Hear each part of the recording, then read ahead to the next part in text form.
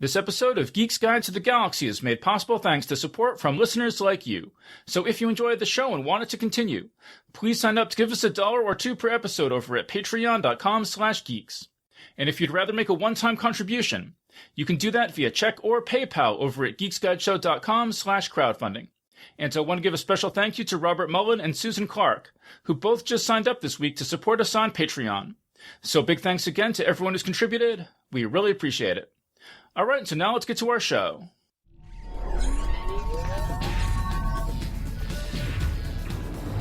Wired.com presents The Geek's Guide to the Galaxy. And here is your host, David Barr Kirtley. Hello, and welcome to episode 421 of Geek's Guide to the Galaxy. Today on the show, we'll be discussing video game movies and cartoons. And this is a follow-up to our panel on video game movies back in episode 415, so definitely check that out if you missed it. And this will involve spoilers for the movies Street Fighter, Assassin's Creed, Wreck-It Ralph, and Pixels, as well as Season 1 of the cartoons Castlevania and To the Legend of Zelda. And I'm joined by 3 guests. So first up, we've got Erin Lindsey, making her 19th appearance on the show. She's the author of the Bloodbound series of epic fantasy novels and the Nicholas Lenoir series of paranormal detective novels, which she writes under the name E.L. Tensor. A Golden Grave, the latest novel in her Rose Gallagher series of historical mysteries, is out now. So, Erin, welcome to the show. Hey, thanks for having me. The next up, we've got Zach Chapman, making his 5th appearance on the show. His short fiction appears in Nature, Starship Sofa, Tales to Terrify, Steampunk Universe, and Writers of the Future. And he also edited the anthology Time Travel Tales, which includes stories by Catherine Wells, Sean Williams, and Robert Silverberg. So, Zach, welcome to the show. Hi, thanks for having me back. And also joining us today is Blake J. Harris, making his 4th appearance on the show. He's the author of the nonfiction book The History of the Future, about virtual reality pioneer Palmer Luckey, and his video game history book Console Wars is currently being adapted for TV by Seth Rogen and Evan Goldberg. His latest project is a biography of Larry David, creator of Curb Your Enthusiasm and co-creator of Seinfeld. So, Blake, welcome to the show. Good to be here. Thanks for having me back. Okay, and so these movies and TV shows we're going to talk about are inspired by some video games such as Castlevania, Street Fighter, The Legend of Zelda, and Assassin's Creed. So I thought we'd just start out, and I'm just curious how familiar everyone is with those games. So let's start off with Zach. Have you played any of those games? Yeah, I'm pretty familiar with all of those games. I'm a big fan of Castlevania. I was introduced to those on the Game Boy Advance. So, not like the original series, but I've gone back and played those. They made some HD re-releases of those. I think it's like 1 through 6 or something like that. And those are all really good games, except for Simon's Quest, the second one. I can't recommend that one, but all of those other ones, they've aged really well, and that's definitely worth picking up. And yeah, Zelda, of course. I played Zelda, Street Fighter. I'm a big fighting game fan. I really like Street Fighter. I really like Mortal Kombat, and they're so different in their control schemes. But yeah, I definitely dig all of those games. Assassin's Creed, the second one, is a standout, but Ubisoft is kind of like a churn games out studio. I'm not like super in love with like the first one was very like kind of fetch questy in an open world, though there was like a lot of cool parkour stuff. The second one is where it like really got into like more of an interesting story, and then the other ones I kind of dropped off on those. The story gets like really convoluted, and I'm not ever really sure what's going on. So why do you not like the second Castlevania game? And does it have anything to do with the random wall that you have to kneel in for 5 seconds in order to progress, where there are no hints that that's what you have to do? So I tried to beat it. I probably played like an hour or 2 into it, but it's just really like, even with guides, like it's tedious and there's a lot of backtracking. Like, even if you know what you're supposed to do, you're immediately given like the whole you're given access to like the entire map, all of the towns and all of the castles and stuff. And you're just like walking vast amounts of left to right and right to left and back and going through stuff just to get to the next, item place. And then there's like the really archaic stuff, like lean in while holding like an item and then a red tornado will come deposit you at another location. I'm okay with that because, there's all these guides, which I guess you guys didn't have access to back then, but for me, yeah, so it must have been unbelievably frustrating for you. Snowdrifts in our bare feet to play the game. But they had back like and forth. They had like guides, but they were actually printed on paper, and you'd have to like wait for them to come in the mail with your Nintendo Power subscription. Paper. Yeah. But so how about Erin? What sort of familiarity do you have with these games? I've played them all. It's interesting though. Everything Zach just said explains a lot because the only Castlevania game I've ever played was Simon's Quest, and I played it when it first came out and didn't really enjoy it all that much. The others I have fond memories of. I consider myself an expert on the Legend of Zelda, having lost just horrific numbers of hours of my life playing every single installment of that series on multiple platforms. And yeah, quite familiar with Assassin's Creed also. I was really blown away with that first installment when it came out. But I do find it similar to the Prince of Persia series in a lot of ways, including its inconsistency. So when you say you played all of this, I only played the first two on the NES. And how many like roughly is that you've played? It depends on if you count all the Game Boy ones. I don't even know that I could say off the top of my head, but it's got to be pushing, I don't know, somewhere between 8 and 10 now. There's lots. I think it might be like 25 or something, right? There's a lot of handheld ones. Is it really that many? Yeah, I don't know. They made like 3 handheld ones per handheld device. Right. Okay. So there's, so there's a lot. The handheld ones I maybe, and I don't have a Switch, which is the stupidest thing, for somebody who enjoys Nintendo products as much as I do. I've only played a couple of the handheld ones, to be honest. I didn't realize that there were that many, but certainly the console games and I've played and replayed them to death. I mean, I kind of still feel after all this time that Ocarina of Time is like the greatest video game ever made. Mm-hmm. It is a hill I will die on. I agree. It's so good. I've probably beat that game like as many times as any other game I've beat because it's so playable.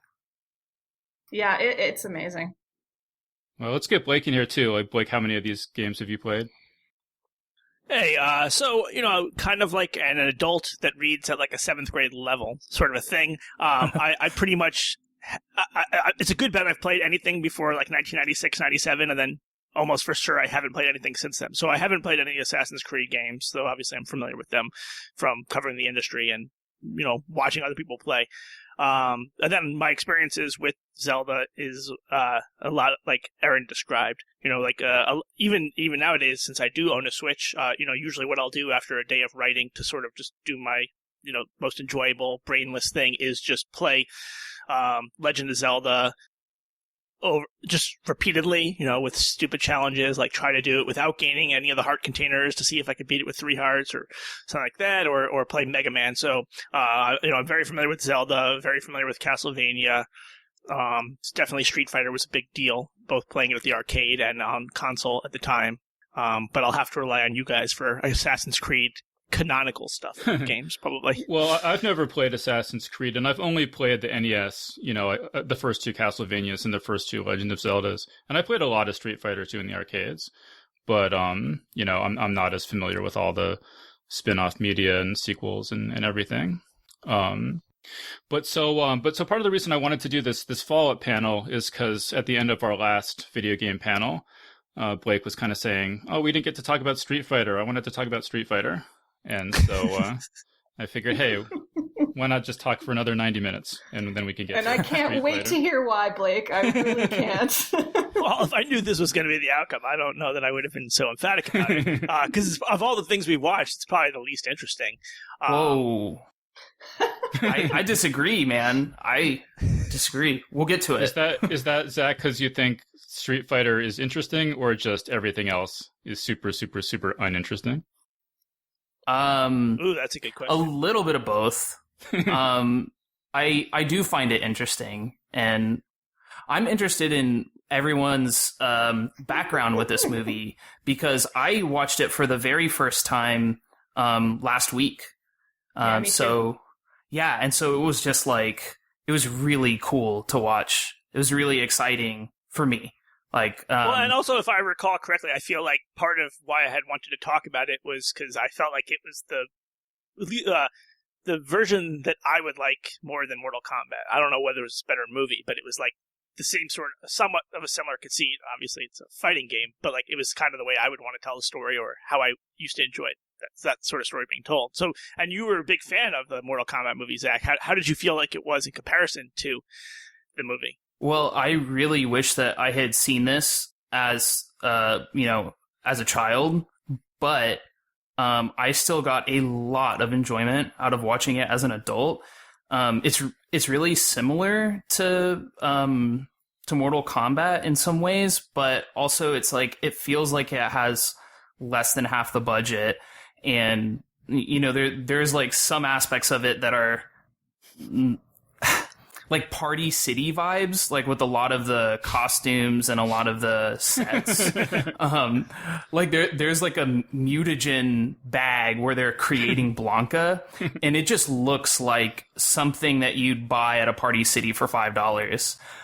But it's really good. Let me talk about, Zach, about my fundamental problem with this movie, is that it's called Street Fighter, and it's based on a video game where it's, one-on-one, hand-to-hand combat in the streets. And that's not what this movie is about at all. You're not wrong. I cannot defend this movie as being a good movie or respectful of the source material, but I really enjoyed it, and I want to watch it again. I want to watch it. I had planned to watch it with friends, but that ended up falling through.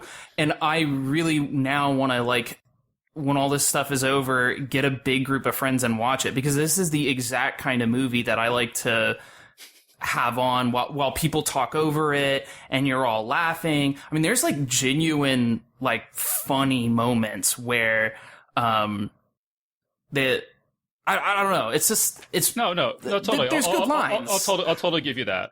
There are funny moments. But so Blake, see, so the thing with Mortal Kombat was the setup. We said it's like a ripoff of Enter the Dragon, where everyone go to the islands and they have these one-on-one fights to the death. So it's sort of like the game, but Well, and for listeners who aren't super familiar with the movie, though you probably remember it or remember the idea, it's I feel like. Let me back up a second and say I feel like a theme with the stuff we're going to talk about today is, especially when it comes to Castlevania, is I'm realizing that I really like it better when the films or television shows stray from the source material, but they feel spiritually related, so they don't feel like it's just an FU to the source material. But I like that it wasn't just a fighting tournament, because I feel like I'd seen that by playing the game. I like that this was more of like an A-team sort of vibe, or even like an Ocean's 11, putting together this group of everyone with their own special talents. And, that is obviously different than what the game is, but I felt like that was a more interesting story. And it was also, at the time of seeing it, it was nice to see Jean-Claude Van Damme and more of a story. I don't know how much of a story this is, but it felt Did you see this as a kid? Yeah, and I guess that's part of why I hedged a little bit on suggesting that we talk about it, because I feel like a big part of why I have such fond memories and have such a high opinion of it has to be because my dad took me without my brother as a special treat to the movie, and that probably is going to cloud my enjoyment and make me remember it very fondly. But I think very highly of the movie, and I really enjoyed it at the time. So Erin, I agree with you. I want to get Erin. Erin, what are your thoughts on Street Fighter? I think generally what I would say is that where Mortal Kombat is like a shit typhoon, this is like a shit hurricane. It's It's just like, I kind of can't even. So here's the thing with it. I actually liked it better than Mortal Kombat. What's the difference between for our listeners who may not know? What's the difference between a typhoon and a hurricane? That is kind of my point. It's there is a difference, but it's hard to say what it is. They were similar in the sense that I think that they were both, and I understand creatively speaking why you would make this choice. They were both kind of leaning into the cheesiness of it. There was not really much of an attempt to portray this as a serious film, and I appreciated that, and I think it's the right call. But I think the problem with Street Fighter was they didn't lean in hard enough. There were some very Austin Powers moments, for sure. And those were the moments that I found myself appreciating the most, is where they just really deliberately went into that. But unfortunately, I think that it suffered from not really committing to that tack.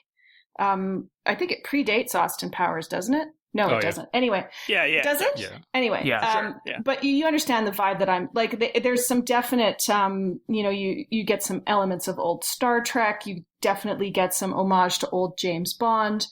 A lot of that same stuff that informs the Austin Powers, especially the costumes. Like, oh my God, the bad guy's costume is like this wonderful amalgam of stormtroopers and Michael Jackson's Thriller that I just can't even like. It's so beautiful. And I just kind of wish that they had gone a little bit further with that almost. Instead, you have these moments that almost try to pass themselves off as legitimate action movie, which just kind of ruined it. Became a neither fish nor fowl thing for me, and it was too bad.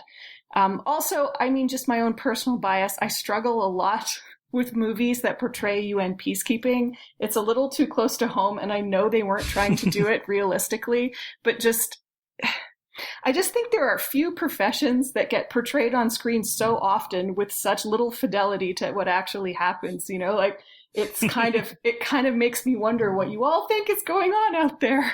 But anyway. So what did you think of Jean-Claude Van Damme's speech where he's like, we could go home, but I'm not going to go home. I'm going to kick his ass so bad it's going to hurt the next guy who tries to be General Bison or something. I think that's a valuable diplomatic lesson. I also think that, honestly, no shit, that is probably the most realistic UN moment, is when the dipshit from New York shows up to be like, you can't do this. And they're like, but wait, isn't that why we spent all the money and sent all us here? And they're like, yeah, but you can't do it. That's like the most realistic part. I like your analysis, Erin. I think one interesting thing, as I think back on this and my personal experience, is in terms of you're describing it as neither feast nor fowl, I feel like that maybe isn't true because it's a kid's movie, right? Essentially. And like, as a kid, I wouldn't have gotten like the meta commentary or necessarily the humor of an Austin Powers. Like, to me, maybe I was just foolish, but like, I bought this as like, okay, this is like, okay, but even if you're a kid, you're not like, really there's too many characters in this movie. Like, I feel like even as an 8-year-old, I'd be like, there is at least 6 too many characters in this movie. Totally agree. But it was like one of those situations where you have Jean-Claude Van Damme. I know him from other movies. So like, he's my like, central point that everything tethers to. So even if I miss the other stuff, like, I'm like, all right, I understand what Guile's doing. I understand we got this guy. But yes, if I were reading the script, I would have suggested cutting some of the characters. But like, to talk about Jean-Claude Van Damme, you have Jean-Claude Van Damme, who you've hired implausibly as an American to be the guy whose special move is the super kicks. You have a kickboxer, you have the super kicks, and yet you have the most ridiculous fight scenes. Like, what a waste. This is like hiring Benedict Cumberbatch to play Smaug and then running his voice through a distorted. It's just like, what is the point of hiring this person for this role, and then totally ruining the thing that made you hire him? So, like, why couldn't we have actually seen Jean-Claude Van Damme? Well, because he was fighting Raul Julia. That's why. I will say that the one part where this movie came alive for me was that fight between Jean-Claude Van Damme and Raul Julia, where it's like a one-on-one martial arts fight, and like, okay, this is like Street Fighter, this is what I came for, and they're actually doing the moves from the game. That I was like, man, if there was more of this, I would have really liked this movie more. But I mean, we have to mention that Raul Julia is like totally awesome in this movie. He's like better, in my opinion. He's better than everything else in the movie put together. Was this his final movie? Of course. Yeah, it was. Okay, It was, okay. which is I feel bad about that because I mean he was such a lion and he did so many amazing roles, and for this to be his swan song is a little unfortunate. But he seemed to understand. Like he just leaned into it so hard. He was like, "Well, I am in red pleather and I have, epaulettes and a Nazi hat, so let's do this." And he did it. I want to get Zach back in here. Zach, what did you think of M. Bison? Well, he's likable. It's weird. He's supposed to be this bad guy, but then you're kind of like, well, maybe he should have his own country. Because he's just so fun to watch, and he's so charismatic, and especially compared to Jean-Claude Van Damme, who is ADR'd the entire time. Most of the voice acting is ADR'd. At least it seemed like it was. Who thought it was a good idea to hire Kylie Minogue for this? Wait, I want to mention before we move on that I did really like that M. Bison wants to establish his Bisonopolis and exert the Pax Bisonica over the Earth. I like the Bison Bucks. Yeah. Those were awesome. I think another thing, too, that I'm now remembering, not as someone who recently watched it, but as a kid, and it goes to Zach's point, is, when we're a kid, or especially how, more black and white, I felt like the hero and villain storytelling was back in the 80s and 90s in most mainstream action stories like this. Like, you have the bad guy, like Goro, and it's just, he's a bad guy, what does he even really want? Doesn't make sense. But because it was Raul Julia, because he put on such a good performance, because I think a lot of people knew that he was sick or had died, I felt like especially sympathetic to him, which was just a nice, a complex emotion that worked really well as what I must have been like an 11-year-old kid, sort of like sympathizing with the bad guy to some extent. So very anecdotal experience. But I want to read this line too. So Chun-Li talks about how she's going to kill him because he killed her father or something. And he says to her, "For you, the day Bison graced your village was the most important day of your life. For me, it was Tuesday." Amazing. That's some good stuff there. Does everyone know where the name M. Bison comes from? I don't know if this is so widely known. No. There was something with Vega versus M. Bison or something like that? No, it's Balrog. So they Balrog. Okay. They had done Balrog, who's a boxer, was originally named M. Bison, and it was a takeoff on Mike Tyson. And then M. Bison was Balrog, which is like a demon, and so he's like this like kind of Nazi guy with superpowers, right? And then like at some stage they were like afraid that they would get sued by Mike Tyson because it looked just like him and it had a name that was so similar to his, but they'd already done all the graphics and everything, so they just switched those two names. Interesting. Yeah, that character is actually in the movie. He's the boxer. Yeah, Balrog. Yeah. No, I think every character, any character you could think of, is probably in this movie somewhere. I would say the biggest disappointment is the fight scenes, because I can be accepting of everything else. To me, the cheesiness factor, like I felt like it was a self-aware movie. I felt like it knew what it was doing, and most of the actors were on board. But the editing and the fighting was a bit nonsensical. I would not compare it favorably to Mortal Kombat, where in Mortal Kombat you can tell who is punching who and what is going on. But aside from maybe just a couple of scenes, it's pretty nonsensical, the fighting. Yeah, well, actually, Zach, I was watching a YouTube video about this morning, and apparently, usually how they do these sorts of movies is that they film all the character stuff first, and then they're working on the choreography and everything for the big fights and set pieces and things, and then they do all that afterwards. But because Raul Julia was so sick, he was really, really frail, and so they needed time for him to like recover so that he looked more healthy for the close-up shots. So they swapped it, and they did all the action stuff first without doing any choreography or rehearsals or anything. Wow. So a lot of the fight scenes were just like literally Jean-Claude Van Damme was just like improvising fight scenes on the spot and stuff like that. That makes sense, because I want to say there's a couple of shots of him kind of doing flips by himself for not really any reason. I mean, so Erin, you mentioned Kylie Minogue is in this movie. I did not actually know she acted. I actually went and looked up. She's like appears in like a movie like once a year or something. I don't remember ever seeing her in anything before. Yeah, I don't remember seeing her in anything else either. But yeah, I didn't understand why she was in the movie. I mean, she was fine. I also didn't understand why she was a Brit, because she's clearly not a Brit. It doesn't sound like a Brit. I'm like, no one really cares about nationality in this movie. It's fine. Like, what difference does it make what flag patch you have sewn on your shoulder? But whatever, it's fine. So I think it sounds like we can all agree this movie is flawless, but I was going to point out one thing I would have changed. I think the movie should have been called Street Fighter 2, which would have been, more of a direct homage to the game, and also it would have been as confusing as the game, because it always seemed like there was never a Street Fighter 1, which there was, but not really in like a popular way. So I feel like that would have just been a cool thing, and sort of like the era you were describing earlier, Erin, where we all had to walk 2 miles in the snow to get information about these games. Like, I feel like it would be a good era for mythology and conspiracy theories, where we would have thought that there was some Street Fighter 1 that we didn't know existed, and we'd be looking for it. So they should have just called it Street Fighter 2. I really like that idea, because I know very little about the Street Fighter 1 game, but I don't think it has almost any of the like well-known. No, I think it has it's definitely based on Street Fighter 2. This movie, it's super basic. Yeah. All right. Any final thoughts on Street Fighter before we move on? Nope. All right, Assassin's Creed. Yeah,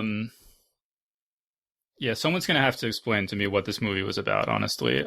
So, like, basic from what I gathered, I mean, and this, I guess I'll just say it looks like I didn't have time to really to look up anything about this movie, but just watching it, what I imagine is that they had made a shitload of money from the games, and this was like a basically like vanity project for Ubisoft. Or like to try to get prestige or something. Because like the cast is unbelievable. It's like the greatest actors of their generation. Michael Fassbender, Jeremy Irons, Marianne Cotillard, Charlotte Rampling, and Brendan Gleeson. All totally wasted in this movie. And it looks like they spent a lot of money on it, but it's more or less completely incoherent. Does anyone want to hazard especially anyone who's played the game, want to hazard an explanation for what the plot of this movie is? Zach, did you played the game, right? Yeah, so the game's pretty convoluted too, and the one that I played most, it has kind of a different story, but the basic concept is there is a guy, and he gets put into this thing called the Animus, I think, and it reads genetic memories of his great-grandfathers, but not grandmothers, and they were assassins, and the assassins are the good guys, and they're like assassinating bad leaders that are a part of this bigger order called the Knights Templar. And I think a big part of the first game is that the twist is that you're an assassin, right? But you're working for the Templars. And then at the end of the game, there's the break, very similar to this movie. Yeah. So wait, let me stop you on the genetic memory thing. So the idea is that somehow the memories are like the data of your memories is encoded in your genes somehow? Yes. That's the general idea. Okay. And it's not as far-fetched as it sounds, I have to say. It sounds pretty... Well, because the way it, like, initially it almost made it seem like... that they needed the genetic code to get a match in history, but what they're actually matching is sort of the brainwave vibrations or something. And that actually kind of made more sense. But then they started making it sound like your memories were coded in your genes, which down to every punch in a fight that your ancestor was in, that seems completely ridiculous to me. I thought if they just used the word quantum mechanics, it would have solved everything. But sorry, Erin, go ahead. What were you saying? I mean, I wasn't saying anything particular. I just that it's, it's not as far-fetched as all that, in that the echoes of those memories can be carried epigenetically, and that is passed down, although research suggests that it seems to be passed down more on the mother's side than on the father's side, but that's just in brackets. It's still obviously a far-fetched science fiction idea. I think you can get past the sort of central conceit of it, and the story from the original game is actually pretty cool. And to your point, Dave, about maybe why this got made, I think maybe that factors into it to some degree. The same reason they made Prince of Persia: Sands of Time, because as game stories went, as game narratives went, that was a good one. But I think the problem with this movie was similar to the problem, I think, with Prince of Persia: Sands of Time, which is that there's kind of only a glancing effort to adhere to the original story. And in some ways, what you would expect is that a movie takes a simplistic game narrative and improves it. But what so often seems to be happening with these movies is that they take what is a relatively straightforward but coherent narrative, and then they just mess with it until it becomes incoherent. And I think that's really what happened in this movie. The plot of the original Assassin's Creed is relatively straightforward, if far-fetched. But the other thing I think that they did wrong is that, I don't know about you, Zach, but I found that when you played the game, the parts that were least interesting by far were the moments where you come out of the Animus and you're Desmond again. And I always wanted to just fast forward those. Like, I don't care. I think in later games, that was actually an option. I could be wrong, but I think there's an actual option to where you can turn that feature off. And it's just, man, like the one in Egypt, you're Desmond like half the time, and I'm like, I don't care about Desmond. All the knockoff characters that he runs around with, and that, I think they kind of amplify that mistake in the movie, because we spend a lot of time outside the Animus giving Michael Fassbender's character unnecessary backstory. And when I say unnecessary, it's because kind of the whole conceit of the original Assassin's Creed was Desmond is nobody. He's just a rando. And then he goes in the Animus and he realizes that his ancestors were extraordinary. But then you get Michael Fassbender's backstory coming into it, and it's all very traumatic and weird, and his parents were assassins and blah, blah, blah. And it just kind of junks up that kind of every man turns out to be extraordinary type of basic conceit that was part of that original one. Yeah, let me just explain in case this isn't clear if people haven't seen the movie. So we're cutting back and forth between this futuristic lab and then the 1400s, where the characters we're trying to find out what happens to the apple of Eden, which is the apple that Eve, ate in the Garden of Eden. And now I'm getting confused. There's the Templars, and then there's this corporation, Aggressor, or something like that. Abstergo. Abstergo. That's what it is in the game. I think in the movies it's Abstergo. Yeah. So they're trying to get the apple because somehow they think that if they get it, it's going to enable them to eliminate free will from the world, and things will be more placid and controlled. It's the anti-life equation from the DCU. It's like literally that exact same thing. Is that the case in the game too, where that's the function of that apple? I don't remember, honestly. It's definitely the MacGuffin from the game, but I don't really remember, and I remember that it confers a lot of power. But the nature of its power, I don't remember. All right, so Blake, as someone who had never played Assassin's Creed, did you understand what was going on in this movie at all?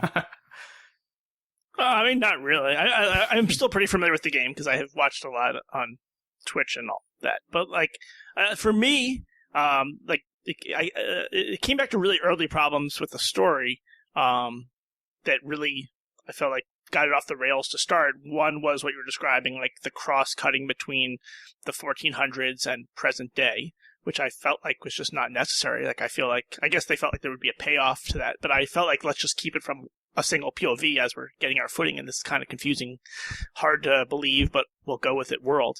And then the second was just Michael Fassbender, who's an incredible actor, but he's not I don't think he's instantly likable. Like, I think that was something that happened in Steve Jobs that made it difficult.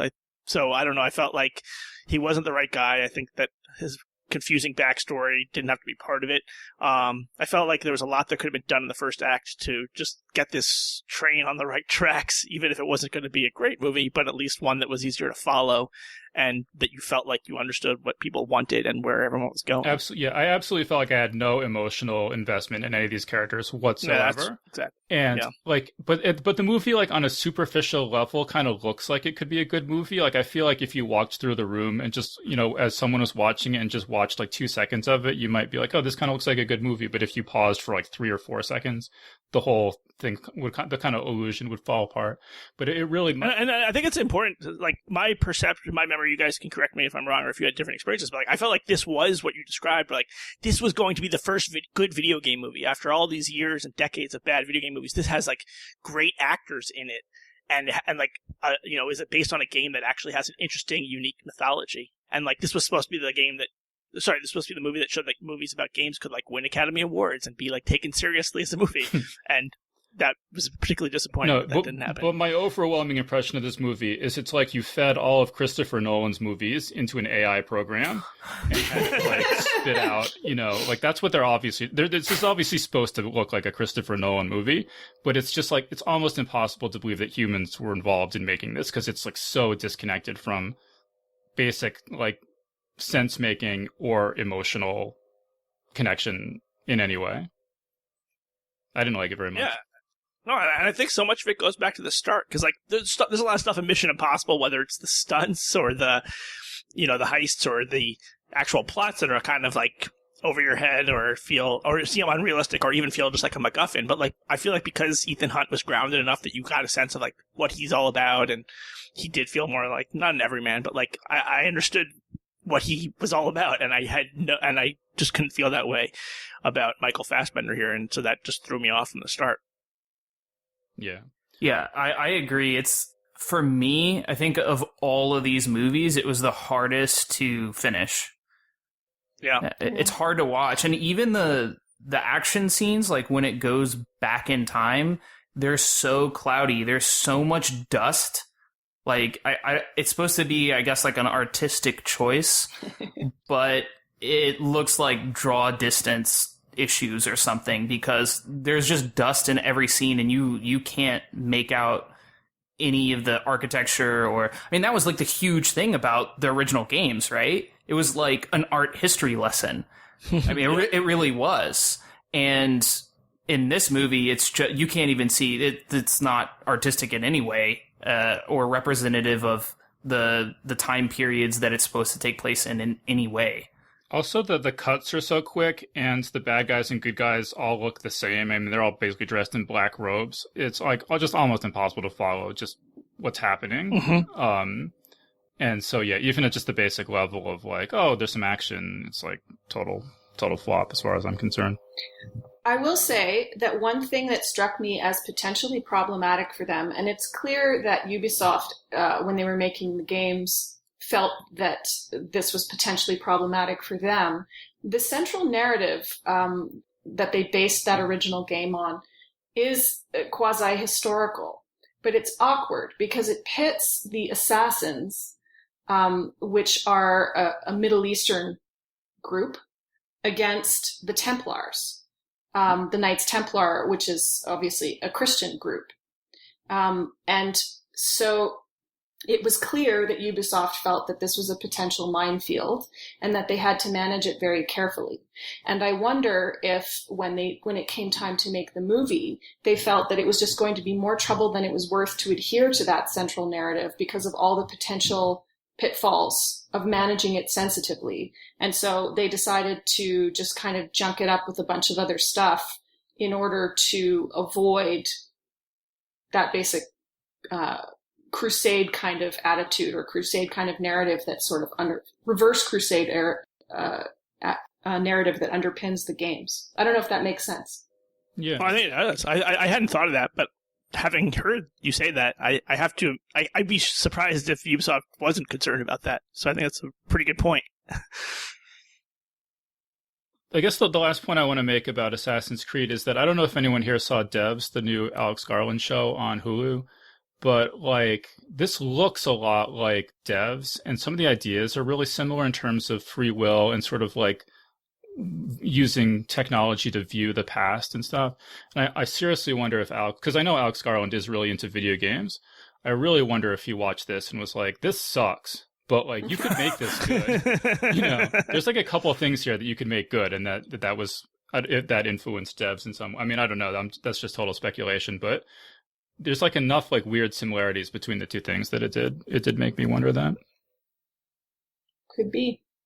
But I will say that that of the two, sort of all the video game properties that we've watched, the two that I found the most disappointing were both the Ubisoft properties, the Prince of Persia and Assassin's Creed. Not the Prince of Persia: Sands of Time also happens to be one of my favorite games of all time, but it wasn't really so much that. It was just, it felt like all the pieces were there, and it should have been turnkey for them. And they totally screwed it up both times. And that was really disappointing. Like, I remember thinking Sands of Time, when that was coming out, I was excited because I remember thinking when I was playing that game, this game feels, and it was the first time I really recall consciously thinking of it in these terms, this game feels like a playable movie. The score is great, it's beautiful, it's graceful, the story is good, it is well acted, which was pretty unusual at the time. And it should have been turnkey, and I feel like that with Assassin's Creed as well, that all the building blocks were there, and all you had to do was, follow your IKEA instructions, and you should have had a good movie. Zach, any last thought on Assassin's Creed? No. I really dislike this. It was extremely difficult to get through. It's ugly to watch. Fight scenes are trash. The acting's good, but I'm not going to watch a sci-fi video game movie for the acting. And the characters are unlikable, and there's no emotion. I know that Ubisoft is working on a new TV show for Apple TV. It's like a banquet's feast for ravens or something like that. It's by Rob McElhenney, and it's about game development. So hopefully they get it right there. It's like a comedy. Wait, isn't that already out? Yeah, but I haven't subscribed to it, but I've heard that it's good, and I really like Rob McElhenney, and he's like writer creator. So hopefully Ubisoft takes inspiration from that and applies it to their games, and then their future movies based off games. All right, so let's have a little palate cleanser here with something truly epically awesome, which is the Legend of Zelda cartoon from the 80s. Oh, God. All right, who's going to do it? Who's going to say it? I can't even tell you how much I love this cartoon as a kid. So there was this show called the Super Mario Brothers Super Show, and that was total false advertising. It was not a super show at all. But every Friday they would have a Legend of Zelda cartoon, and those were amazing. And I used to taped them all on my VHS tapes, and I just watch them over and over again. And I can remember in particular, my friend Ross, I think, was over at my house, and I was just like watching the scene over and over again where Link like backflips onto the dragon's back and then like shoots the bolts bounces them off the plate and destroys the dragon. And I was just watching it over and over again. And finally my friend was like, "Why do you like this so much?" But yeah, Dave, why do you like this so much? It seems pretty self-evident to me. I mean, I could go on and on about what's... No, I know why it's self-evident, because now as an adult, you realize that all it is just a big game of capture the flag, and you have to get both tribals. So that's it's just a big game of that. Wait, so Blake, this seems like something... Did you watch this as a kid? Yes, and I did love it as a kid, but I also love the Super Mario Brothers Super Show. So don't take my childhood tastes. They were not very sophisticated. Yeah, I really enjoyed it as a kid. I not as much as the Mario cartoons. So I guess I certainly wasn't recording it. And watching it as an adult, my first thought was unrelated to this specific cartoon. It was, wow, having the monkey in Aladdin was so critical to making me like Aladdin, because personality-wise, I felt like Aladdin was kind of similar to Link, but because there was nothing that showed me that Link was like loyal to anyone or actually cared about and treated other people like family or respectfully or did things for what I would call the right reasons, I was like, oh, this guy's just like a smug jerk. Whereas Aladdin, I was like, oh, he takes care of his brother in arms, his monkey, and then his genie. So that was my first thought. All right, before you guys all start trashing this show, let me list some of the things about it that are amazing. The music is fantastic. The sound effects are fantastic because they're all from the game, and it just makes you like. By the way, I'm just gonna cut in and say these are all the things that Liz Lemon says that she says to Jenna after a bad show. She's like, the sound was fantastic, the lighting was fantastic. How was my performance? Oh, great crew, great. Wait, crew. I'm not done. Although I'm actually, you are, I might actually be done. Actually, let me think. Wait, I think that's the sum total of merits of this show.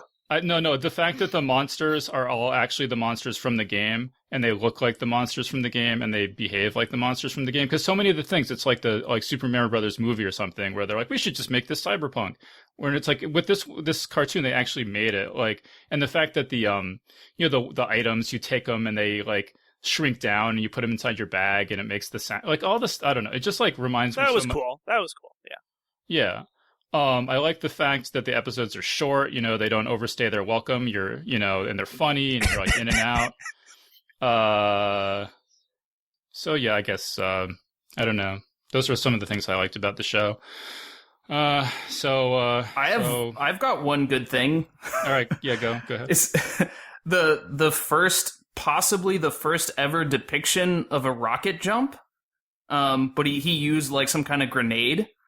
So that was kind of cool. Oh, that's another thing. I think the action scenes are actually really well choreographed, and unlike fucking Assassin's Creed, you can actually tell exactly what's going on, and it's kind of like exciting and clever, and I don't know. I just like, as a kid, I just like wanted to inhabit this world where you got the sword that shoots the laser bolts, and there's just something appealing about this world to me. That's a really good point, because I would have felt the same way. Like if I could have touched my hand through the television screen, I would like want to be in there, which is unusual for a show that is actually like a story I don't like with characters I don't like. But I did like Hyrule, and I did like felt like there was fidelity to the game, and it made it bigger to me, and I wanted to be there. So I like that point. All right, so Erin, you can come in now and crush all my dreams. I mean, you're not wrong about the sound effects. The sound effects are badass. They're straight out of the game. And I think overall, it was really clever. I mean, a lot of the things that you like about it are things that are straight from the game. So they're not like original wins, I would say. But they were clever in the way that they adapted it. Because it's not necessarily obvious if you're starting with a blank slate. Okay, you've got a guy with a sword. And no matter how cartoony you make the villains, how do you dispatch them with a sword in a way that isn't a little bit too gory or scary for kids? And using that fully charged up sword beam option was smart. I think they made a lot of smart choices there. They also made a lot of incredibly stupid choices. Wait, actually, let me just explain that, because that's actually really good too. Yeah. So when Link, like, he zaps the bad guys with his sword bolts, and then the bad guys, they don't get killed. They kind of get teleported back to the bad guy's home base. So it's kind of like, it's not violent. And there's loot. They drop loot. Yeah. There's loot, and the characters react to loot much the way that you would react in real life if loot were a real thing. If you were like, woo, cool, blow. Like maybe how you react as the gamer, as opposed to how the characters on screen react when you're playing the game. So yeah, that's good. I couldn't get around how just incredibly artistically unlikable Link is. Like Thank you. He is just a perfect example of a total douchebag from start to finish, and I don't really understand it. He, like, aside from just being like insanely misogynistic, he literally catcalls the princess at the 59-second mark of whole show. I got the line. He says, okay, so she's on a balcony and he's on a higher up balcony, and he whistles and says, "Looking good, princess, especially from this angle."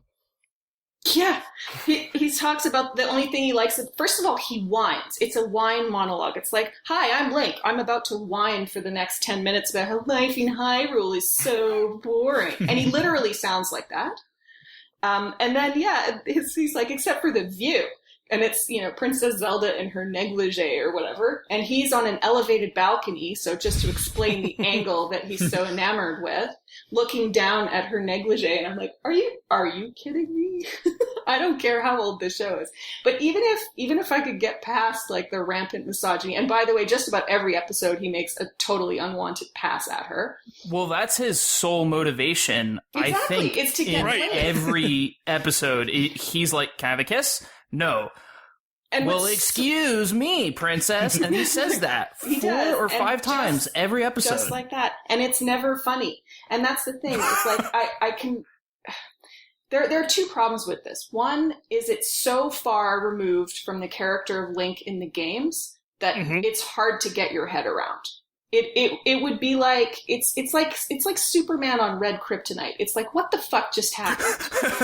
And okay, but this came out after the adventure of Link, so there was no character of Link in the game because he doesn't talk or no, but anything. if you just look at Link, and I know that it was based on the limitations of making sprites back then, but I feel like he was always he was so I just feel like he was blushing all the time. Yeah, he was cute and blonde, he would never try to kiss someone, let alone against their will. He would be the guy who gets a kiss on the cheek and then he blushes exactly. Oh, and he's blonde, and it's like, let's go with dark Link. And so that's a stupid choice to begin with, in my opinion. But then, okay, if you're going to go that route, then at least make him the charming rogue, the Han Solo. But he's not.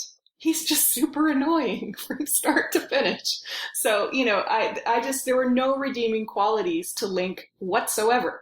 Well, but we talked to, Erin and I sort of talked about this a little bit on email, but I think that this character was 100% based on Han Solo in Empire Strikes Back, and they didn't get the charm. But that's it seems completely obvious to me that that's what they were thinking. I would disagree. I agree. Han Solo kind of sucks in that movie. He is so fucking whiny in Empire Strikes Back. He's just like Link. Oh, but he's not nearly as bad. Well, excuse me, princess. He pretty much, I'm pretty sure he says that. Yeah, he's like, excuse me, your worshipfulness. He does, totally. But it's dry and sarcastic and funny. And actually, and here's a key point. Leia's kind of a bitch. Plus, he has that so great is line, Zelda. which is the greatest line in all of the Star Wars, where he tells Leia that there was no time to run it through committee. That's the best line. He's clever. He's he's a sourpuss, and there's this it turns out overall Harrison Fordness to the character. There's just none of that with this whiny Link. Yeah, it's like if Harrison Ford was petulant and 8 years old. Exactly. Well, and again, it's like the Aladdin thing, because he had, what is it, Apu the monkey, and you saw that other side of him, and Han Solo had Chewie, so you at least knew that, but he you had also this family. And then here we have, Link has this fairy that is, thinks he's hot, and, she's, even almost more annoying than he is. And every character. And he's never nice to her. That's the thing. And he's mean to her. He's never nice to anyone. Yeah, he's never nice to anyone. That's a good way to put it. I don't need a character who's characters are nice to anyone. But be nice to some true. people, so we can tell who you care about and what you care about. Well, the King of Hyrule is nice. He's the only character that's not excessively unlikable.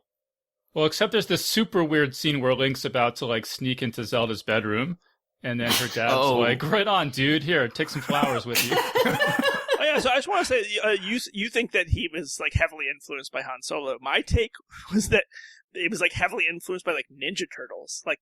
It was kind of a don't have a cow, cowabunga dude mentality that was so off base from what I imagined Link was based on the first 2 games.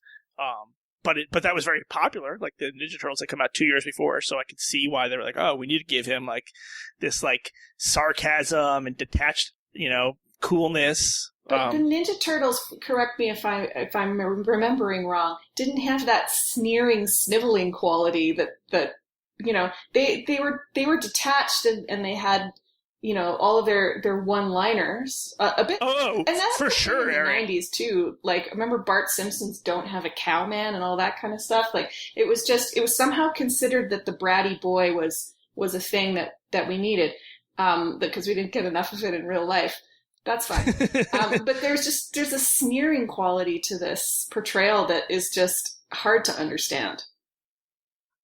Very well put. All right. Couldn't agree more. So if I totally agree that Link's like "kick, come on, kiss me, what's your problem" is a huge issue for the show, and I forget who said it. Like, I think Blake, but it would be better if he was just. I mean, I think it would be better if he was just like always kind of hoping Zelda would kiss him, after he did something great, and then was just constantly disappointed.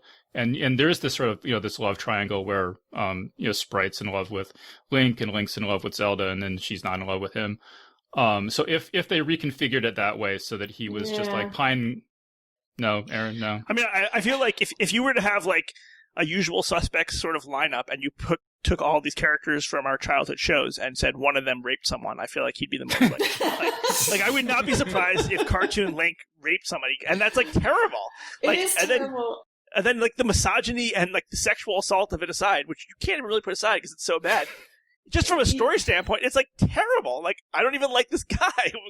So, Yeah. I feel like the show would have been good, maybe, if he wasn't in it. I would have watched the princess try to solve things, and the other characters were pretty interesting. I don't even think your refit would work, Dave, because, I mean, I think you have to be particularly conscious of these things when you have a show that's aimed at that age group.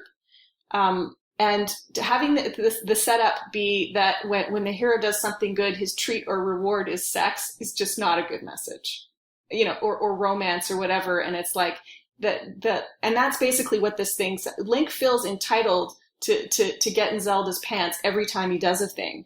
And I don't know that, however hard he creeps on her or passively he creeps on her, the message is the same, which is that, he does something awesome and his reward is the romantic attentions of the princess. Like, I could actually, if one of you came up with the take that, like, that Link was actually the villain on the show, I could go for that. Like, I could see, like, Ganon actually wanted to, like, restore order to this village, and Link, this, like, guy who was, like, they couldn't control him. Like, he needed to be put down. I could fall for that.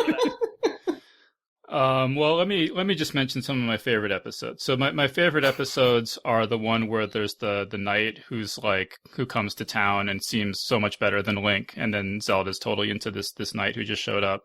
I thought that was pretty funny. There's the one with the evil Zelda where she's dressed in like darker clothes. And then the ones where the moblins get tired of being pushed around by Ganon and they have like a workers' revolution. I do love that. That stuff's great. I want to get Zach back in here. So Zach, did you like any of those episodes? No, not really. I think my favorite episode might be the water park episode, just because it's so weird. Like, the King of Hyrule wants to build a water park for some reason. But yeah, it's hard to watch. While you guys were talking, I was thinking, like, well, how do you adapt this? Like, it's so hard. You have like this silent protagonist, and it just seems like they took the silent. They could have done anything with Link. If you're gonna make him talk, you could, right? Like, that's like the thing where you're playing as this character, as Link, who's supposed to be the stand-in for the human that's playing it. You could literally like go anywhere with it, and this is where they chose. Yeah. Yes. Exactly. It's just insane. I was thinking, like, maybe I would love to see like a Gendy Tartarovsky, the guy who did Samurai Jack, like if he did a take on Zelda, like and you could actually have like a silent protagonist, where that doesn't speak and that's only doing heroic things. He did that with I think the silent protagonist would be fun. I think it would be harder to sell to kids. Yeah, but it would be fun. He did a show called Primal that's on Netflix or HBO Max or something, and it's a completely silent show. It's just try-fail cycles of violence in like this kind of brutalistic setting of with dinosaurs and stuff. And I was thinking, man, that would be cool. Like Link going on adventures and people talking to him, but he's like the silent kind of savior guy who comes in and he only does good, and that would be cool. That's what I would want to see. I feel like I saw like some rumor that there was going to be a new animated Zelda. I'm looking through my notes. I remember hearing that as well. I don't know if it's ended up happening or is happening, but it's certainly not out. I have to say, I don't agree that Link is a blank slate. He's silent, but it's not like, I don't know, Dragon Age or something where, or any of the, there's a lot of these where you have multiple options for how you play the character, and it's kind of a choice that the player makes. Link doesn't say anything, but he does have a lot of moments where you see him react to things, usually in a very cheesy fashion. But generally speaking, he does blush. He blushes. Yeah. He looks surprised. He has emotional reactions, and they all point to a fairly bashful hero's hero, which doesn't necessarily mean you have to be bound by that.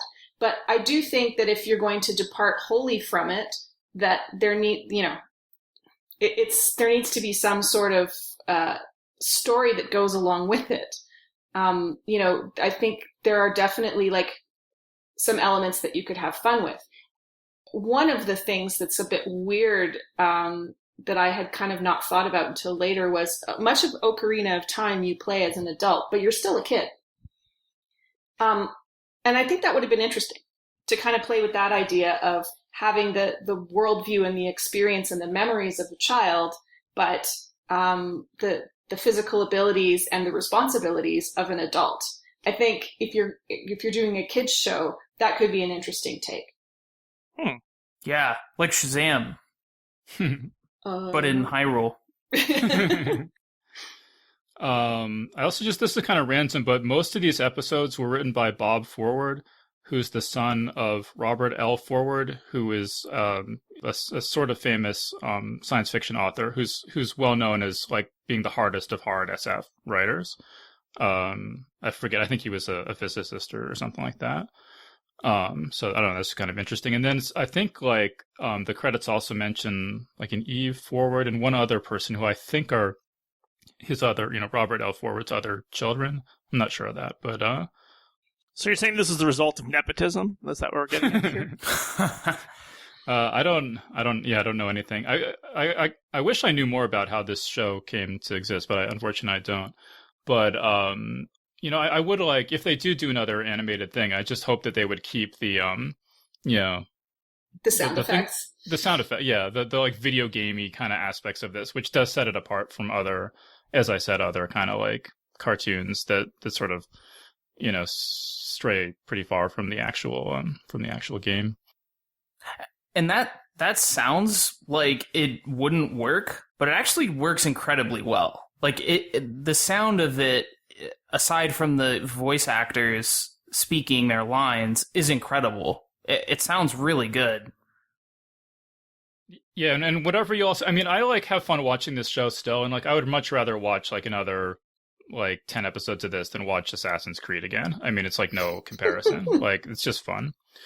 But before I get my feelings hurt anymore, why don't we move on to Castlevania? So this is a much more recent sort of anime style animated series. I only have seen the first season. Apparently some people here loved it so much they went ahead and watched all 3 seasons. So Erin, you said you've watched all of it now, right?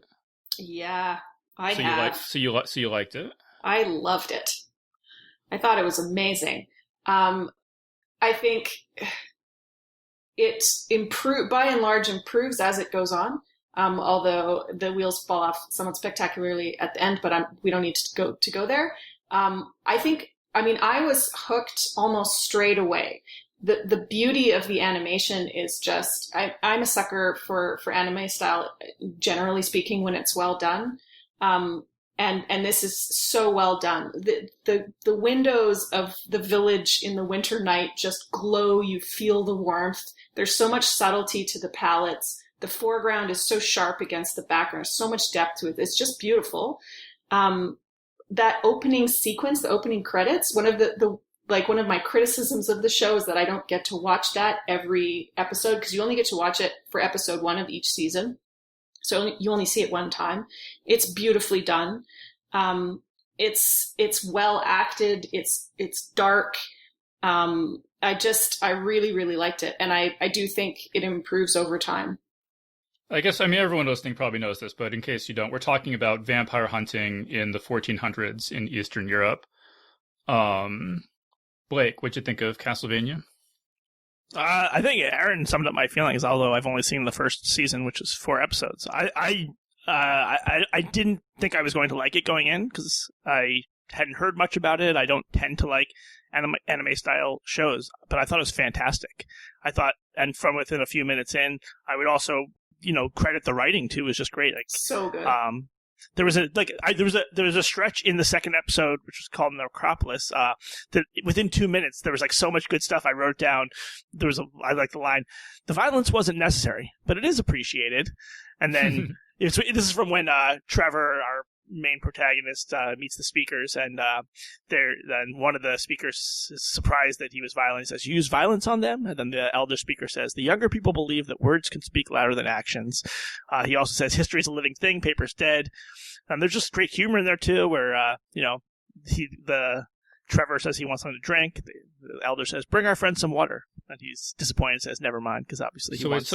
So given how much you hated Link in The Legend of Zelda, did you not have any issues with Trevor's personality in Castlevania? No, I didn't. Because of the. Maybe what I just found Zelda or Link in the Zelda show not interesting, and I didn't think he cared about anything, and I didn't think that he. I never understood what his motivation was, whereas here, because first of all, I would like to talk about, the first episode doesn't even have Trevor in it. The first episode is just a prologue to the story and actually makes you sympathetic to Dracula. It's very interesting. And so I think that went a long way towards introducing Trevor as someone who you kind of wanted to get to know, because you already felt like you were part of that world. But no, I didn't have any of the issues I had with Link, even if maybe you feel like their personalities are similar. Well, no, they're not similar, but Trevor is definitely sort of unlikable. I didn't mind him too much, but I did find him sort of one note. Everything he says is kind of dour or sarcastic or apathetic or something. And I would have liked a little more humor or concern or something. But I think he's also. That also ties into his backstory. To me, he comes off as cynical and jaded, and it's because his family's legacy has been tarnished by what we believe is fake news and lies, and we see that actually is happening again with people blaming the wrong groups or individuals for the horrors that are happening or about to happen, and that also just gave it a good backdrop and made it feel modern. That here we are, 99% of the country or the world being involved in wars, and we don't even really know why they're starting or who's involved. And so I saw Trevor as someone who has experience with that, and this is how he's chosen to deal with it. Dave, yeah, I think you're touching on how I kind of felt about it. I feel like all of the main characters, the good, quote unquote, good guys in this show, and this applies to the rest of the seasons too, is that they don't have a backstory.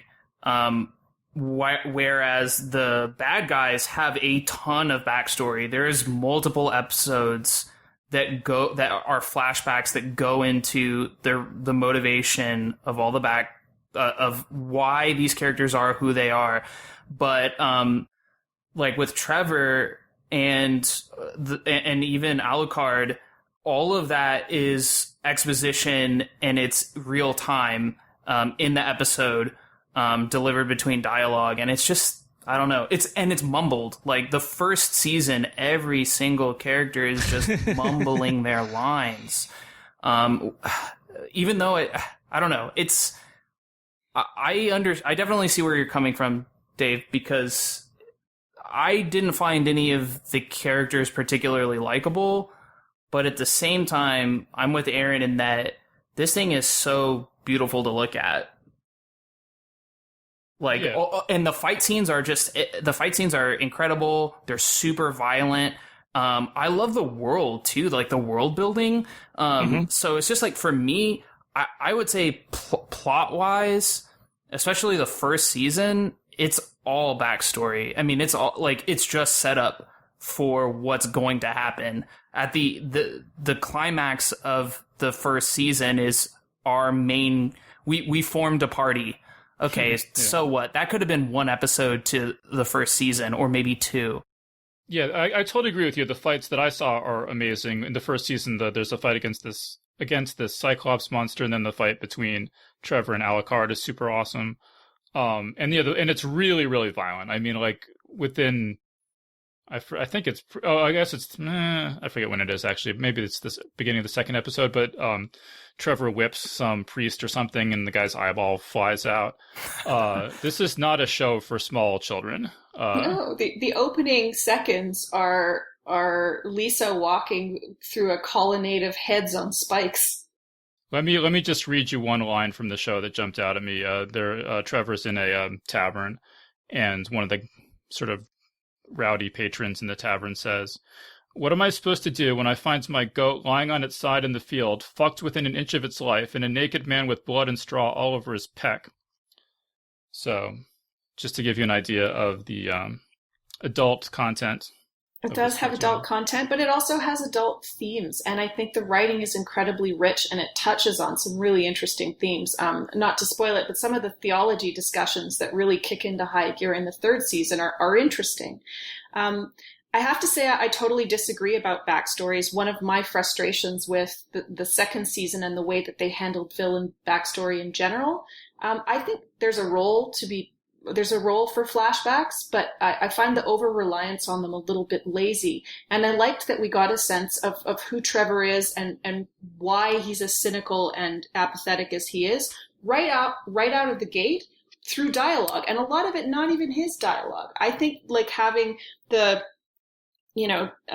drunken patrons in the tavern arguing about how the muckety-mucks are ruining it for the little people is a smart and elegant way of establishing backstory. Right away, we understand where Trevor stands in relation to these people, why he is the way he is. We understand his clothing and his demeanor and everything about him. And I think it's just a far more elegant way of fleshing out that character. I think, Sypha doesn't really get a lot of backstory. It's true. Alucard's backstory is implied, and that works for me. There's just a lot of emotional depth. There's a lot of sophistication in how they deal with politics and religion. And I just think it's a big pants show. Well, Erin, you mentioned the theological discussions, which, I don't know what happens in season 2 because I stuck to the assignment and didn't read ahead like some people. But, I mean, and I'm always down. I mean, I liked the evil church. I'm always down for like evil religions and evil priests and stuff like that. But it did feel to me a little too like hitting you over the head. And especially like even like the most evil like Inquisition or whatever, they're like everyone participating in it isn't just going to be, ostentatiously sinister in their, all of their speech and actions and everything. And I actually did like how at the end of season 1 Trevor finds a priest who like seems to be like a legit good guy and is able to create holy water for them. And I kind of wish that like that guy had made some sort of appearance earlier in the season so that it didn't seem so kind of like I kind of like felt that the hand of the author too heavily, it seemed to me, in the presentation of religion in the show. I don't know if I agree with that. Personally, I think that the portrayal of Catholicism vis-a-vis witches, I don't know that that there's a lot of subtlety to that, historically speaking. I would have liked them to perhaps lean into that discussion a little bit more, and it maybe would have been nice to have some of the characters. I mean, it would be nice to have a character who was one of the faithful because so many people, the overwhelming majority of people in the place that they are, would have been. So it's nice to have Sypha from the speakers. It's nice to have, Trevor, who hates everybody.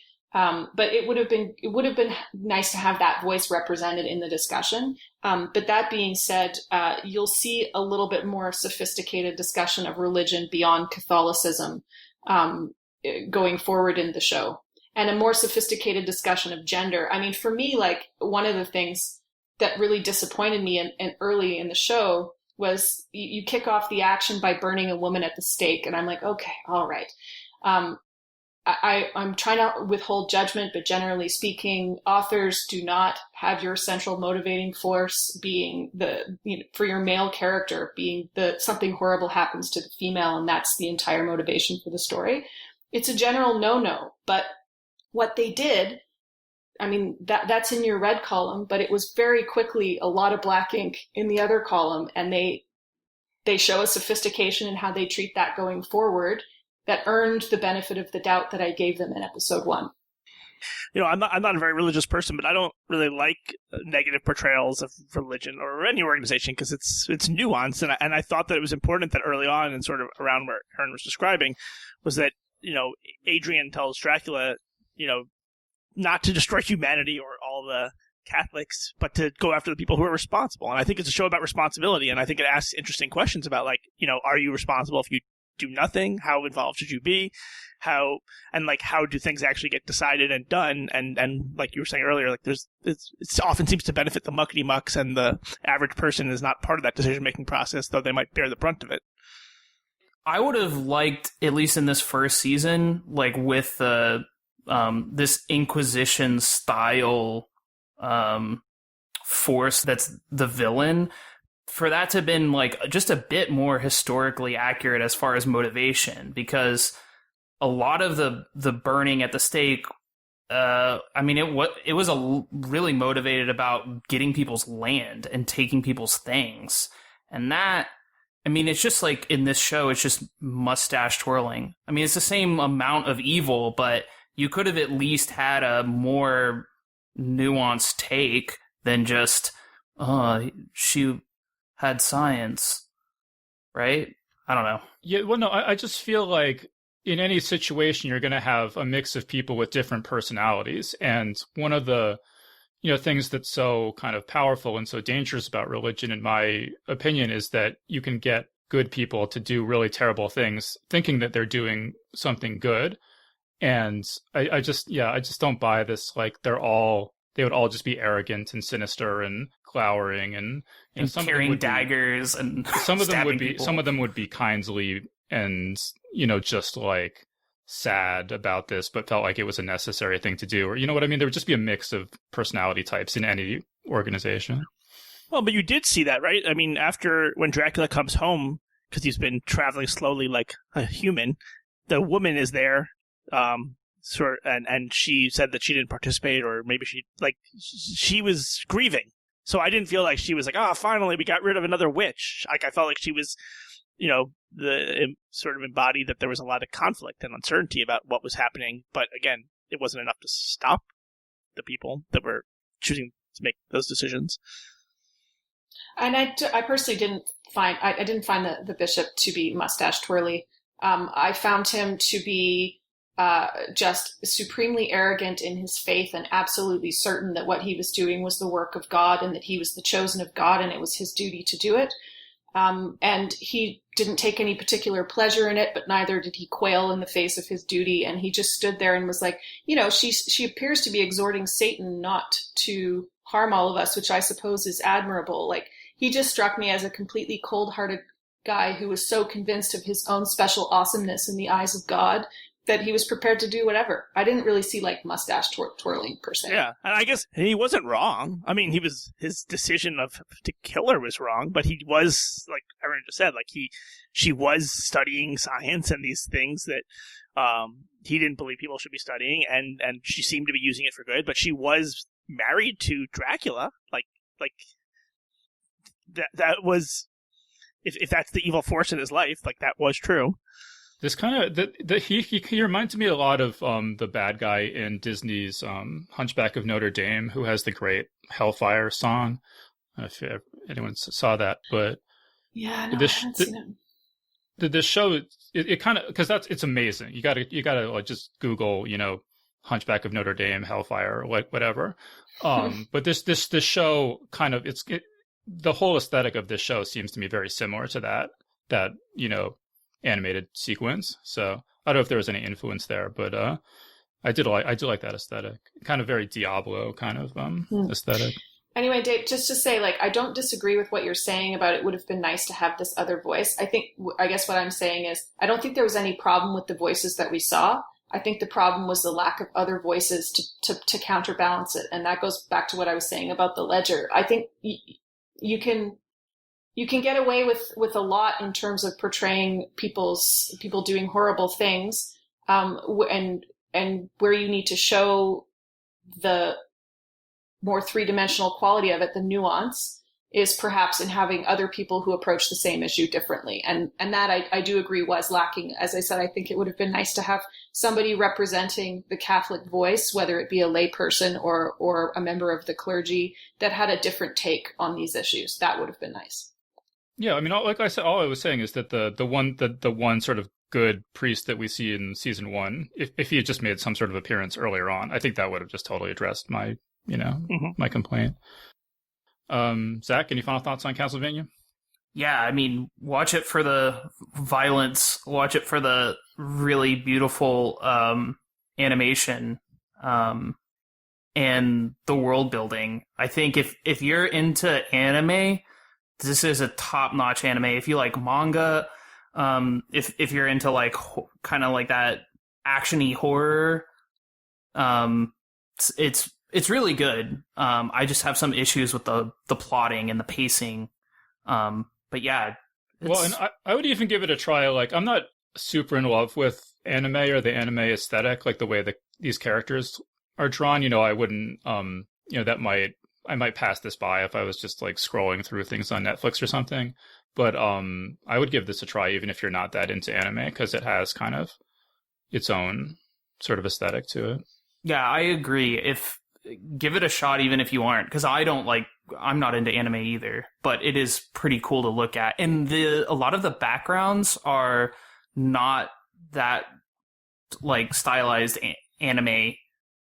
They're like super awesome digital art that someone took a long time drawing. They're just so beautiful. Like, it looks really expensive. I think that's possibly why that first season is just that truncated 4 episodes. Is I suspect that it's clearly a labor of love, and they're like, this is just too much work. If it's not going to fly, let's see if it flies first.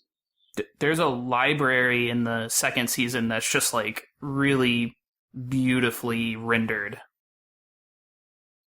Blake, any final thoughts? I just also want to thank you, Blake, for only watching season 1. So,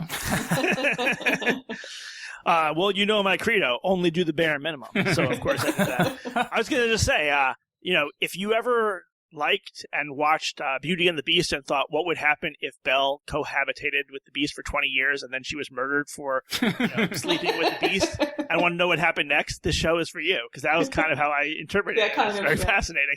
Whoa.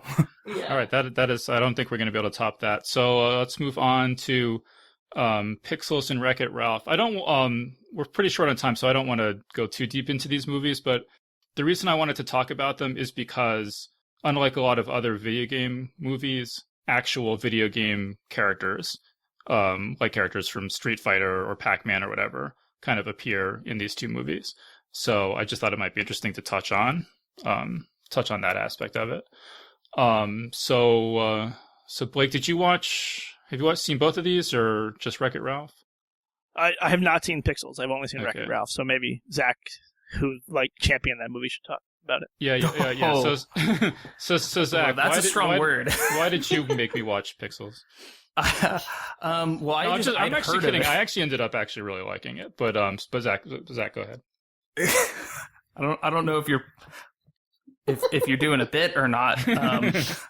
But yeah, I mean, I had heard about Pixels. I think it came out like 2015 or 2016, and the Austin critics here were very harsh on this. It's an Adam Sandler movie. It's Happy Madison. It's all of that usual crew.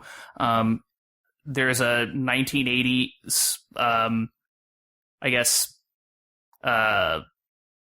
video game tournament, and they beam it off. NASA like beams it off into space, and then whatever 30 years or 40 years later, there's an alien invasion because they think that these people who won these games is like a challenge or a war, and so these light beings inhabit the forms of Pac-Man and all of those kind of retro.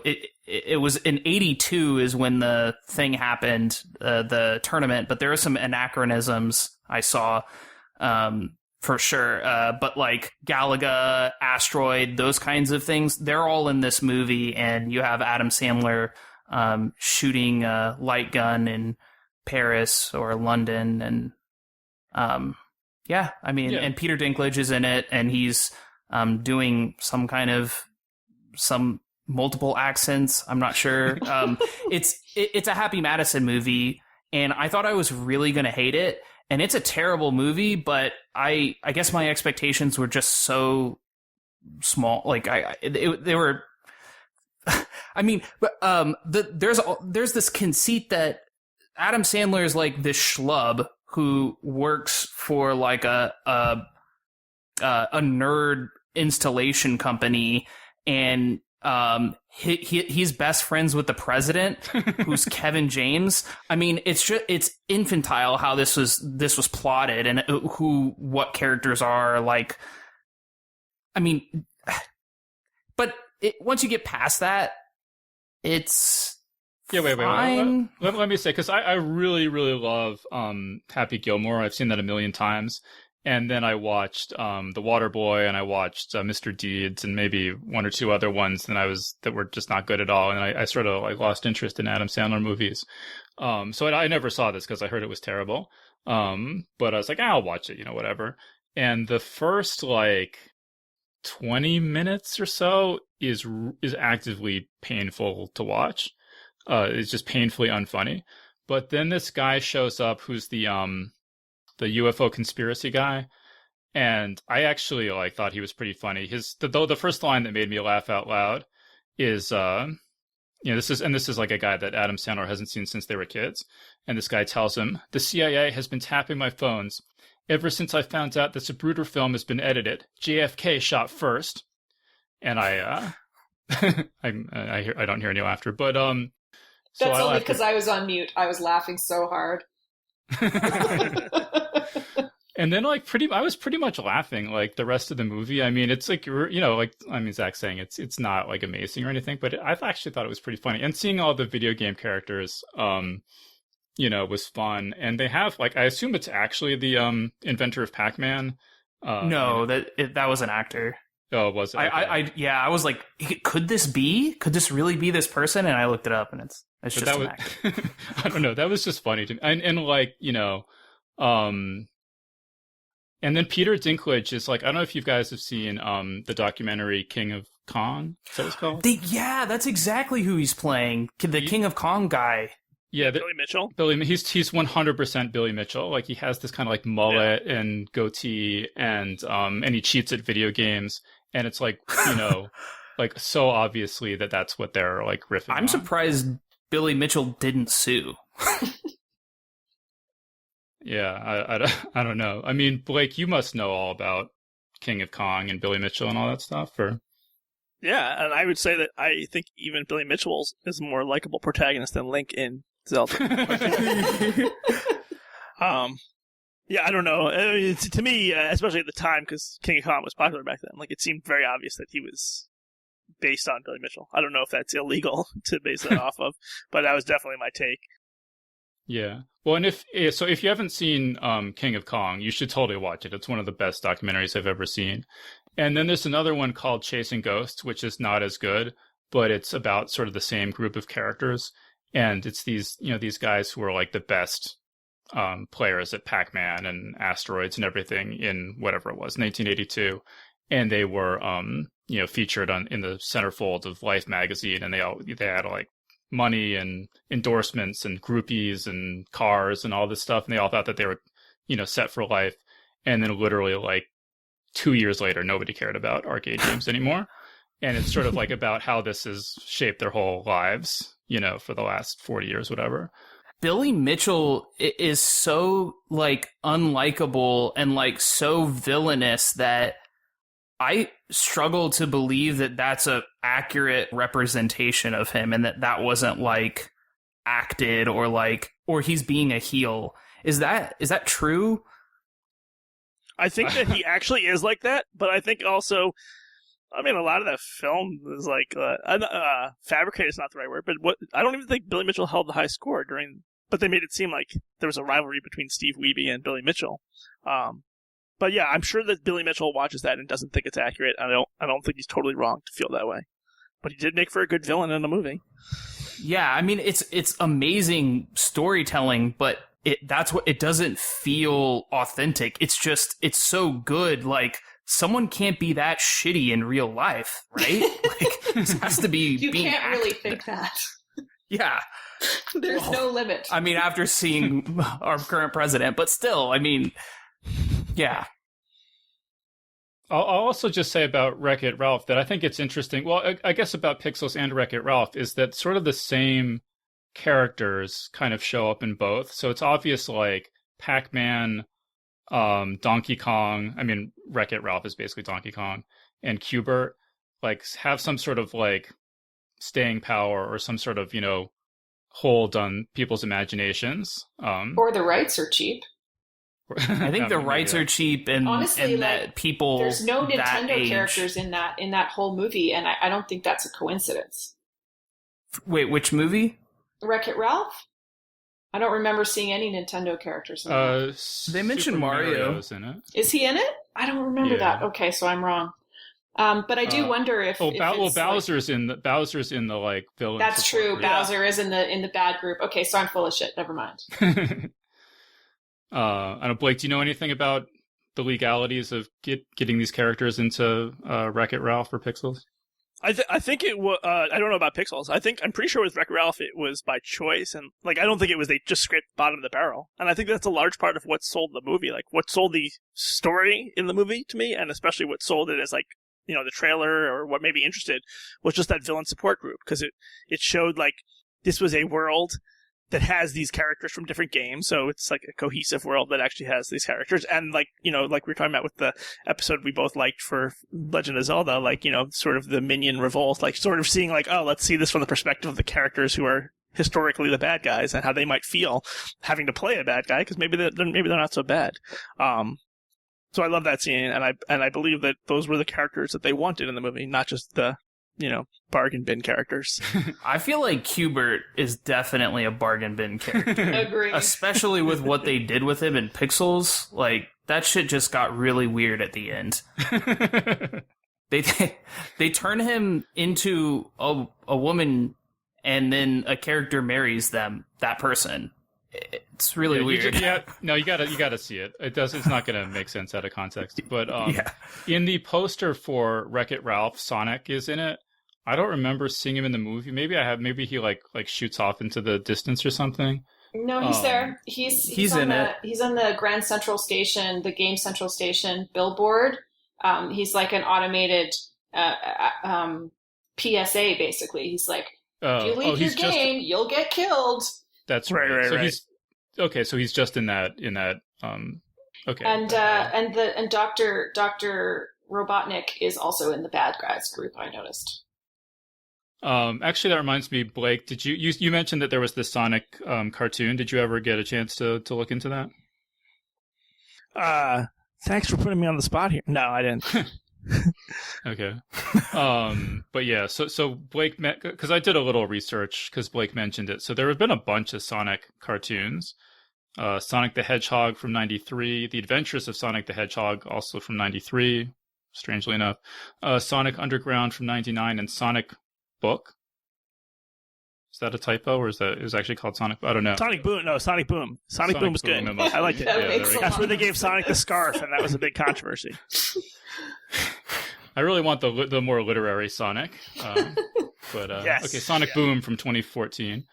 So I don't know if anyone's curious. If you always wanted a Sonic cartoon, you never realized that those are out there. Maybe go look into those.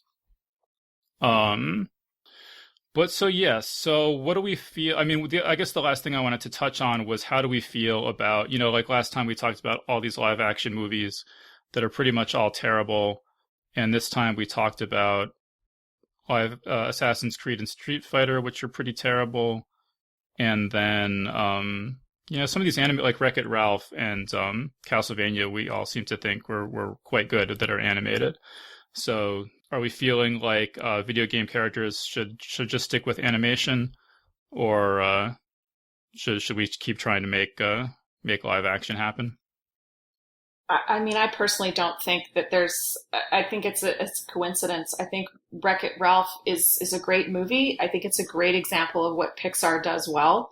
And one of the things that Pixar does well is write well. Honestly, to me, it's kind of that simple. I think you could have achieved, it's difficult you couldn't have made Wreck-It Ralph and have it not animated simply because of the type of story that they're telling, because so many of the characters that they're portraying, including in cameos, we all know as animated characters. But I don't see any reason, for example, why Castlevania had to be animated, other than it's expensive. I think you could have achieved a lot. I mean, you'd have to have a big budget, of course, to CGI the monsters and stuff. I think it just comes down to good writing.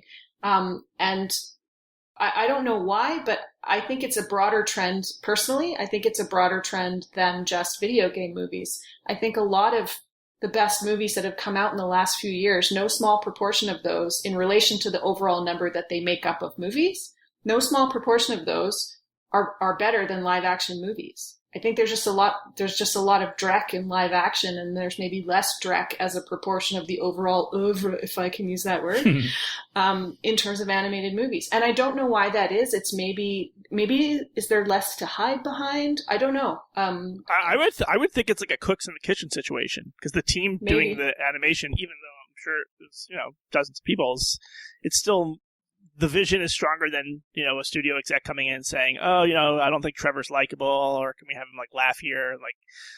I feel like there is more of an auteur vibe to these animated shows, which, and for better or worse, I certainly like. Is it maybe just sort of kind of jumping onto that? Is it maybe that, because I think the number of writers is probably not that different, but is it maybe more of a passion project for the people involved? And is it maybe that there's more scrutiny applied by, the various gatekeepers along the way? Like, do you, to make it to the screen as an animated movie, do you start with enough of a credibility deficit? Is that the way I want to put it? Is it harder to get an animated movie to screen than a live action movie? It's a question mark. I know nothing about the business, but I know that that's responsible for some of the things that we see in, for example, books. And why certain genres are, the quality is maybe higher as a overall proportion, is simply because it's just so much harder to get those made, that the ones that do get made, it's a bit Darwinian. I actually feel like for Castlevania, it was probably a special circumstance where part of the reason it's as singular and artistic as it is because they were able to do 4 episodes, a sort of 4-episode miniseries as a proof of concept. Right. Whereas that would be a lot harder to do with live action because, you have to get the actors together to film all the episodes, then get them back and everything. So that might be part of it too. But Zach, go ahead. Oh, well, I was just going to say that with the movies, not with the Netflix stuff, but with the movies, those are all Disney. So I think that Disney has a ton of resources, and I think that's why those animated movies tend to be good. And Wreck-It Ralph, it's not an exception to that. Yeah, but there's lots of bad Disney movies. Lots about Disney. And if, correct me if I'm wrong, does anyone remember when Disney bought Pixar? Because it seems to me that some of my favorite Pixar movies predate Disney, but this is Disney. This isn't Pixar. I think this was before they purchased. So it came out in 2012. No, it was after the purchase. But it wasn't a Pixar movie. It wasn't. It's not Brad Bird, or it's not the normal Pixar people, but it's plotted just like a Pixar movie. And it looks like some of the Pixar people are like executive producers and stuff like that. Oh, okay. I mean, you definitely see it in the aesthetic too, and just the overall conceit. It's basically Toy Story, right? I mean, just the jumping off point. Of course, it's not. Yeah. But yeah, it's like what your toys get up to when you're not there, kind of story. I also saw that there's a Devil May Cry series coming from the same producer as Castlevania, and there's apparently a Last of Us TV show in the works from HBO. So just maybe keep an eye out for those. But yeah, we're pretty much out of time here. So any other projects anyone's heard of, or any final thoughts or anything? So Blake, any final thoughts here at the end? I guess the ultimate test is, should you play the game or should you watch the movie or show? And Wreck-It Ralph, I would say watch the movie, don't play Fix-It Felix. Street Fighter, I would rather watch the movie. Castlevania, I love the games, but I thought the show was fantastic, so I'd rather watch that. And then, what was the first one we did? The Legend of Zelda. Don't forget the Legend of Zelda. That was play the game. Play the game over and over and don't ever watch the show. Erin, final thought. My final thought is that if you're considering a video game movie, I would say don't necessarily assume that the video game is going to inform the movie. And if you're really precious about the fact that it's going to do that. I mean, I also kind of feel like maybe if you really, really are passionate about the game, which I certainly am, for example, for Legend of Zelda, it's going to be very hard for, I guess that's true of any adaptation, is that if you're really precious about the source material, you're maybe going to cast a bit of shade on the very idea of adapting it into something else, and be a bit skeptical about it. So maybe that's part of it too.